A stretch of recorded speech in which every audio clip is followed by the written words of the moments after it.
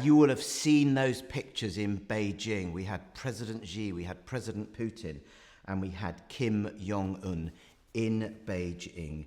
And indeed, we had President Xi saying the rise of China is unstoppable. And we know what his definition of China is. It includes Taiwan. What did you think when you saw those pictures?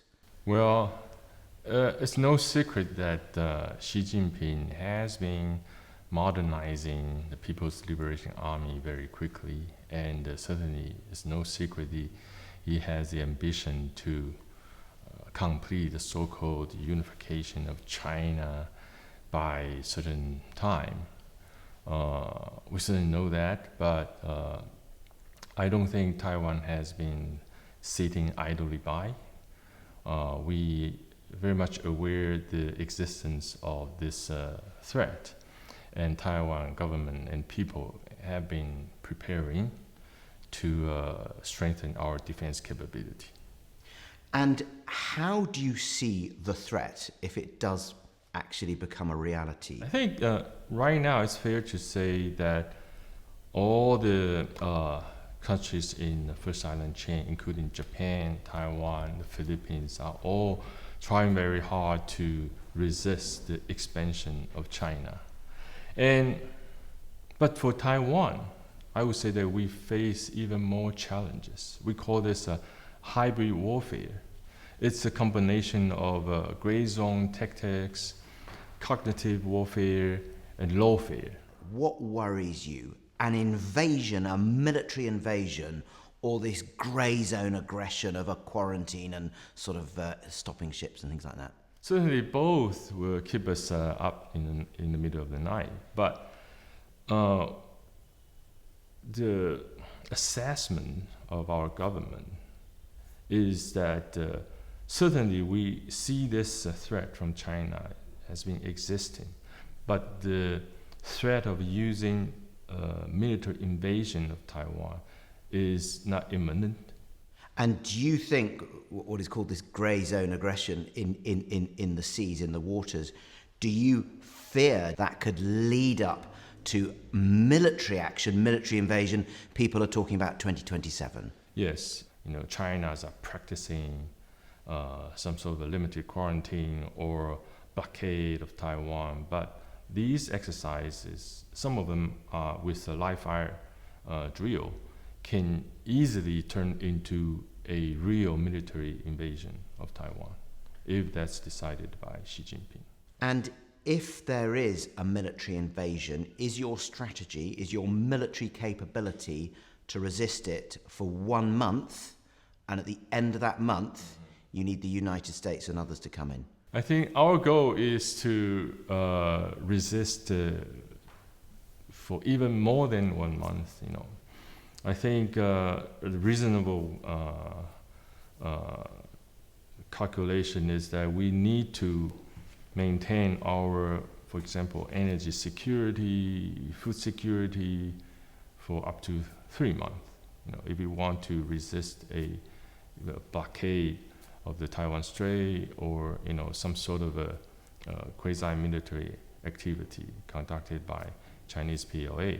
But eventually, after 3 months, if there were an invasion, you would need help. You would need outside help. You would need the United States. Yes, and that's why we are also not only increasing our military budget, we are also establishing a so-called whole of society defense resilience. But how confident are you that Donald Trump would come to the help of Taiwan?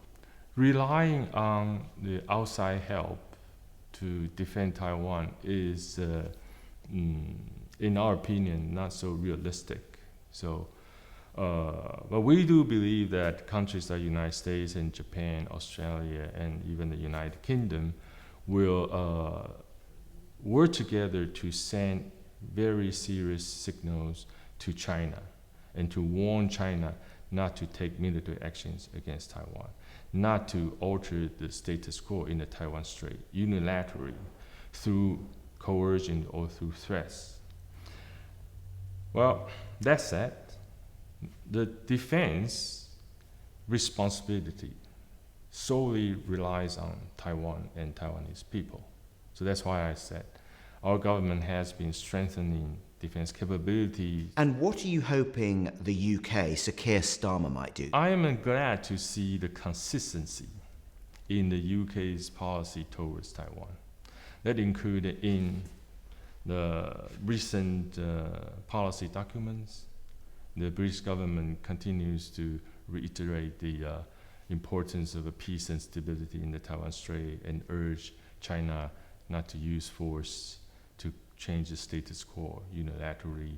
And also in multilateral statement like G7 statements or the recent bilateral statement like UK, France leaders joint statement, and the most recently the UK, Japan defense ministers joint statement.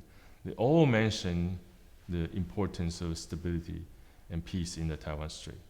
So we're glad to see this position remains unchanged. Now, it looks highly likely that at the UN General Assembly this month, Sir Keir Starmer will recognise Palestine as a state. Would you like the UK to do the same for you, recognise Taiwan as a fully sovereign state and give you a full seat at the UN? I certainly would like to say, in the long run, this is absolutely my hope.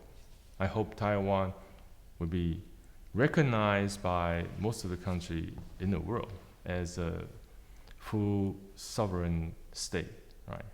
Even though that right now we consider ourselves as a sovereign independent state, right? But we welcome all the rest of the countries in the world would fully recognize diplomatically as a country. But at this stage, we hope the like-minded partners, particularly like UK, the US, Japan, and other democratic countries, can help Taiwan push back China's distortion and misrepresentation of UN General Assembly Resolution 2758. Just to clarify, that's 1971, the era of Nixon in China, and that was when the People's Republic of China was regarded as the sovereign government of China. Until then, it had been the Republic of China, i.e. Taiwan,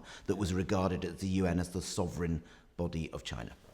That was the year when the Republic of China, my country, withdrew from the United Nations, and People's Republic of China replaced Chiang Kai-shek's representatives in the United Nations. So this resolution only addressed the issue of People's Republic of China's representation at the United Nations.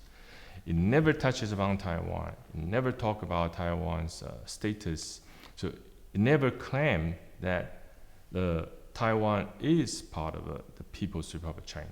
And it never ascribed any rights to the People's Republic of China to represent Taiwan at the United Nations and its affiliated agencies.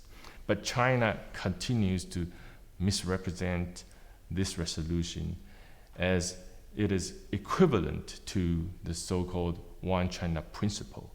And it is an internationally accepted norm that all the countries accept that Taiwan is part of China. So the purpose is to internalize the Taiwan issue. So when it comes to a contingency in the Taiwan Strait, China would say, oh, this is our internal affairs, and no third countries should interfere in our domestic affairs. So in another word, they would never want to see the international support for Ukraine happen since the war in Ukraine started, will happen to Taiwan Strait once there is a contingency. So we all have smartphones, we're all connected. What would it mean at a practical level if there was aggression or a military invasion and suddenly we had no access to Taiwan's semiconductors? What would that mean? That would mean that nearly 60% of the world's semiconductors, including 90% of the world's most advanced semiconductors, and 50% of the most advanced packaging of semiconductors in the world, and over 90% of the world's AI servers will be gone. No supply at all. So that would be the consequences. And what would that mean? Would that mean that the interconnected world economy we have now Will be seriously interrupted?